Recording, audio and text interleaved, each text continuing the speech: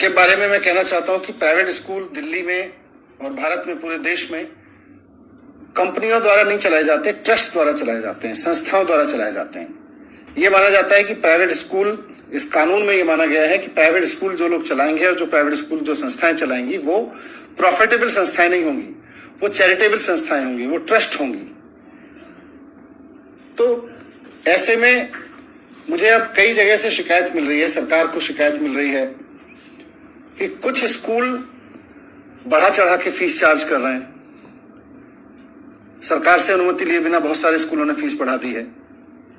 कई जगह से शिकायत मिल रही है कि बहुत सारे स्कूल ट्यूशन फीस के अलावा और भी कई तरीके की फीस चार्ज कर रहे हैं, एनुअल चार्जेस ले रहे हैं, ट्रांसपोर्टेशन फीस ले रहे हैं, जबकि अब तो ट्रांसपोर्टेशन पर कोई खर्चा भी नहीं हो रहा। पूरे पूरे क्वार्टर की फीस मांग रहे हैं बहुत सारे स्कूल्स। कई स्कूलों के बारे में शिकायत मिली है कि उन्होंने, अगर किसी बच्चे ने फीस नहीं दी है तो अपने यहां ऑनलाइन क्लासेस बंद करा दी हैं, उन बच्चों की ऑनलाइन क्लासेस फैसिलिटीज बंद कर दी हैं। तो इतना नीचे गिरने की जरूरत नहीं है प्राइवेट स्कूल्स को। आप सब लोग एक ट्रस्ट के जरिए चलते हैं, एक संस्था के द्वारा चलते हैं, और उसमें आपका बेसिक मैंडेट है कि आप समाज सेवा करेंगे। ऐसे में किसी बच्चे की फीस ना देने की वजह से उसका नाम ऑनलाइन क्लासेस तक से हटा देना, ये तो ठीक नहीं है।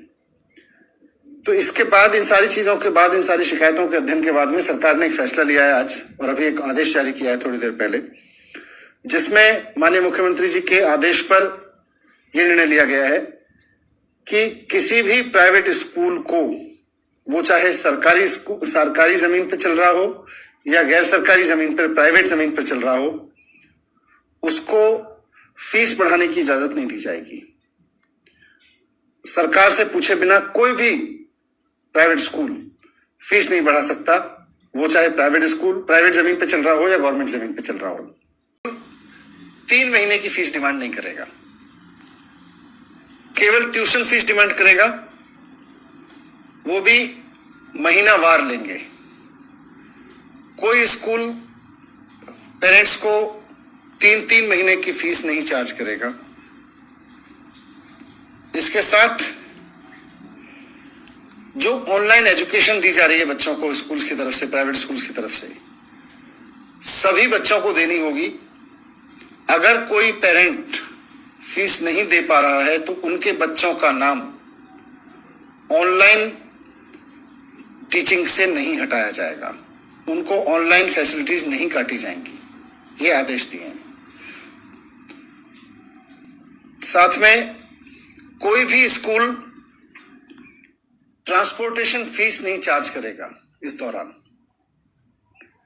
क्योंकि अभी ट्रांसपोर्टेशन पे कोई खर्चा नहीं है, इसलिए ट्रांसपोर्टेशन फीस चार्ज करने की जरूरत नहीं है। 1 महीने की फीस के अलावा कोई और, 1 महीने की ट्यूशन फीस के अलावा कोई भी स्कूल, वो चाहे प्राइवेट जमीन पे बना है या सरकारी जमीन पे बना है, कोई भी स्कूल 1 महीने की ट्यूशन फीस के अलावा किसी भी पेरेंट से कोई और तरह की फीस चार्ज नहीं करेगा, ना ट्रांसपोर्ट फीस चार्ज करेगा, ना कोई एनुअल चार्ज करेगा, कोई चार्ज नहीं लेंगे।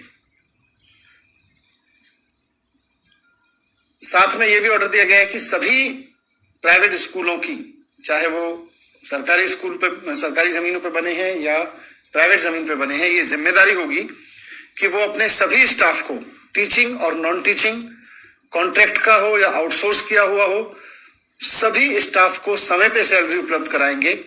अगर किसी तरह का उनके रेवेन्यूज में कोई शॉर्टफॉल है तो जो अपनी पेरेंट संस्था है उससे पैसा लेके पूरा करेंगे, लेकिन पैसे की कमी की वजह से किसी स्टाफ की सैलरी नहीं रोकेंगे और पैसे की कमी के बहाने पर किसी बच्चे को पढ़ने से नहीं रोकेंगे।